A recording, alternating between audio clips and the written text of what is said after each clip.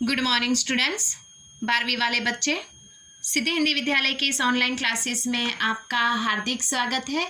अब बच्चों, यहाँ पे हमारा ये जो चौथा काव्य जो है कैमरे में बंद अपाहिज, जिसके रचयिता अर्थात कवि है रघुवीर सहाय। और यहाँ पे करीबन हमारे 1, 2, 3, 4 और 5 जो प्रश्न उत्तर है स्वाध्याय के वो हो चुके हैं। जो आपको 1 से 5 तक के प्रश्न अपनी कॉपी में लिखना है, ये आपका होमवर्क है। उसकी चर्चा भी हमारी हो चुकी है। आपको ये वीडियो में सुन के मैंने आपको जो जवाब बताए हैं वो आपको अपनी कॉपी में लिखते चले जाना है, ठीक है। किताब ना हो तो मेहरबानी करके किताब ला दीजिए, क्योंकि इसके बगैर आपका काम नहीं चलेगा। अब यहाँ पे कविता के आसपास के जो प्रश्न हैं उसमें 1, 2 और 3 प्रश्न हैं, ठीक है। तो पहला प्रश्न देखते हैं, सिर्फ चर्चा करके रखते हैं हम। जो ऐसे प्रश्न हैं जो यहाँ पे काव्य के आसपास, ये जो एक्स्ट्रा जो है तार्किक होता है, जो लॉजिकली हमसे पूछा जाता है कि आप इसकी जगह होते तो आप क्या करते, हमें तर्क से जवाब देना पड़ता है। तो ऐसा ही एक प्रश्न यहाँ पे कविता के आसपास ये एक अलग से विभाग दिया जाता है, तो उसकी हम चर्चा कर लेते हैं। उसमें 3 प्रश्न हैं। उसमें सबसे पहला प्रश्न हम देख लेते हैं। यदि आपको शारीरिक चुनौती का सामना कर रहे किसी मित्र का परिचय लोगों से करवाना हो तो किन शब्दों में करवाएंगे?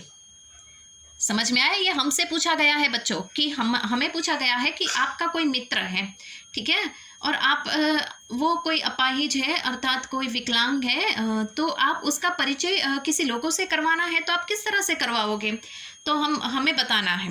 तो सबसे पहले तो हमें ये लिखना है कि यदि मुझे शारीरिक चुनौती का सामना कर रहे कोई विकलांग इंसान मिलेगा तो उसका परिचय अगर मुझे किसी से करवाना है तो मैं कहूँगा ये मेरा पड़ोसी, या ये मेरा पड़ोसी मित्र, या ये मेरा करीबी मित्र।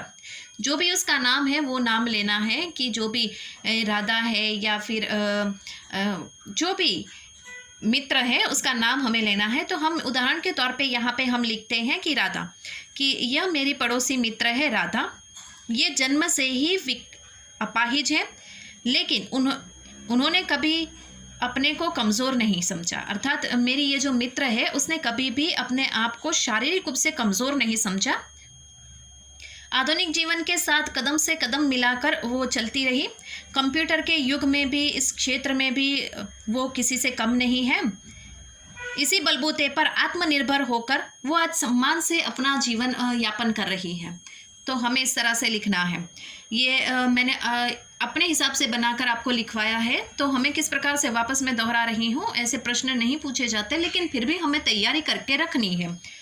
हो सकता है बोर्ड के भाई क्षेत्र में हम हैं तो हो सकता है कि कहीं से भी कुछ भी पूछा जाए, लेकिन किताबी रूप से, ठीक है। तो हमें उस प्रकार से तैयारी करके रखनी है। हो सके कि ऐसे प्रश्न भी पूछे जाए जो अब तक ना पूछे गए हों।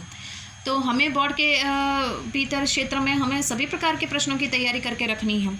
तो वापस मैं एक बार दोहरा रही हूँ कि यदि शारीरिक रूप का चुनौती का सामना करने वाले कोई इंसान का परिचय हमें किसी से करवाना है तो मैं कहूँगी कि यह मेरी मित्र राधा है, जो जन्म से ही विकलांग है, लेकिन उसने कभी भी हार नहीं मानी, वो कभी कमज़ोर नहीं हुई। आधुनिक जीवन के साथ, समय के साथ कदम से कदम मिलाकर कंप्यूटर के एक क्षेत्र में भी वो आगे बढ़ती रही, और इसी के बलबूते पर आत्मनिर्भर होकर वो स्वयं से अपने जीवन का यापन करती है।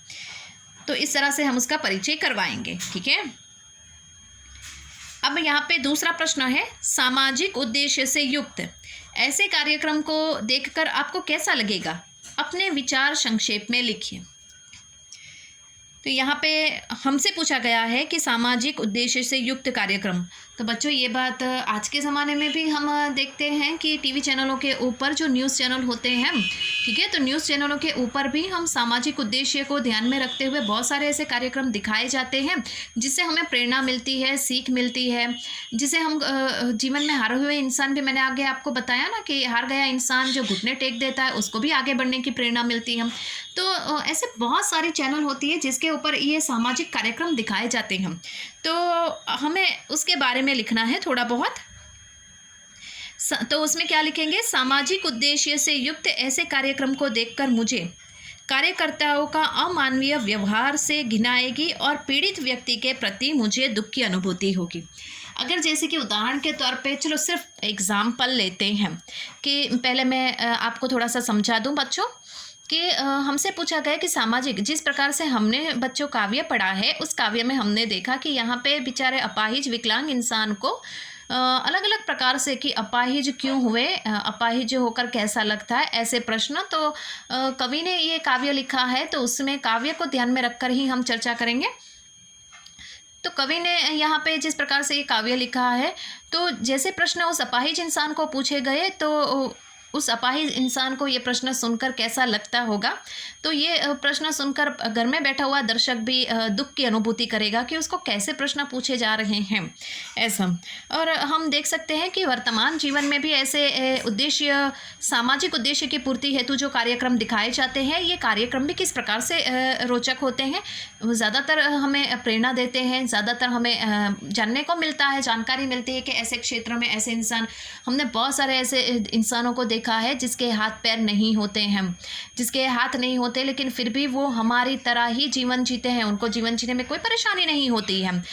हाथ ना होने के बावजूद भी वो सारा काम करते हैं, पैर ना होने के बावजूद भी वो यहाँ से वहाँ चलकर बहुत ही आसानी से जा सकते हैं। और हम सबसे पहले तो बच्चों एक बात कहूँ, ये सोचने वाली बात है कि हम शरीर से पूर्ण इंसान हैं, हाथ पैर सब, भेजा हमारा दिमाग सब बराबर से दौड़ता है, ठीक है, लेकिन फिर भी हम लोग आलस करते हैं, फिर भी कभी कभी ये नहीं करना, वो नहीं करना, ऐसा नहीं करना, वहाँ नहीं जाना, इस तरह से नहीं।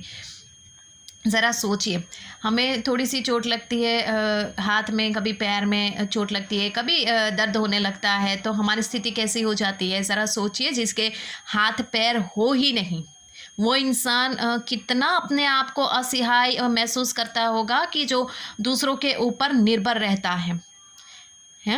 लेकिन फिर धीरे धीरे धीरे धीरे वो सीख जाता है। क्यों? क्योंकि उसको पता है मुझे ऐसी परिस्थिति, चुनौती का सामना करना है, तो उसको किसी के ऊपर आधारित नहीं रहना है। वो खुद ही ना पैर ना होने के बावजूद भी वो चल के किसी भी ना किसी प्रकार से हाथ का इस्तेमाल करेगी, या किसी न किसी प्रकार से भगवान ने हर एक इंसान को दिमाग दिया है तो वो हार नहीं मानता। और सबसे पहली बात, शरीर से अगर हम विकलांग भी हो ना, शरीर में कहीं भी कोई भी खामी हो, लेकिन हमारा दिमाग अगर तेज़ दौड़ता है तो हमें कोई नहीं रोक पाएगा, हम कभी नहीं हार पाएंगे, बल्कि हम हिम्मत के साथ आगे बढ़ेंगे।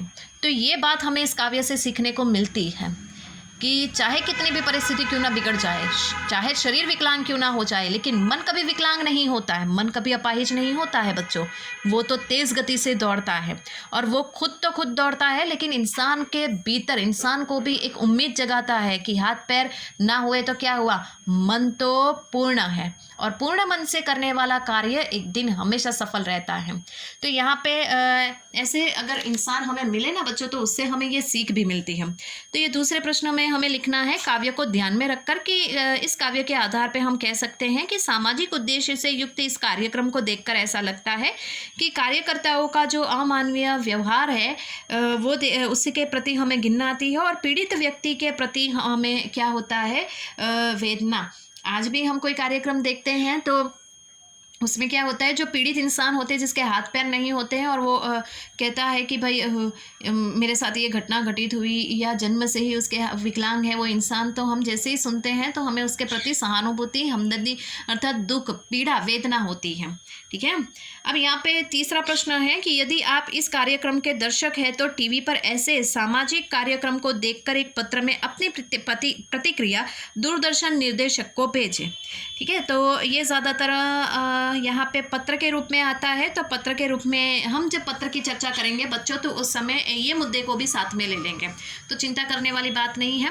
तो यहाँ पे जो तीसरा प्रश्न है वो हम नहीं करेंगे अभी, क्योंकि वो पत्र के रूप में है, ठीक है। तो जब पत्र लेखन की चर्चा करेंगे उस समय हम उसको ज़्यादा विस्तार से देखेंगे, ठीक है। अब यहाँ पे बच्चों हमारे काव्य के आसपास के भी प्रश्न हो चुके हैं। हो सके कि परीक्षा में, जैसे कि हाँ, आपको परीक्षा में बोर्ड की परीक्षा में पूछा जाए ऐसा प्रश्न, पूरे काव्य का भावार्थ, जैसे कि कैमरे में बंद अपाहिज कविता का केंद्रीय भाव अपने शब्दों में लिखिए। तो उसमें हम यहाँ पे मैं जवाब आपको बता देती हूँ किस तरह से लिखना है। सबसे पहले काव्य का नाम, फिर कवि का नाम, फिर जन्म मृत्यु याद है तो वो लिखना है।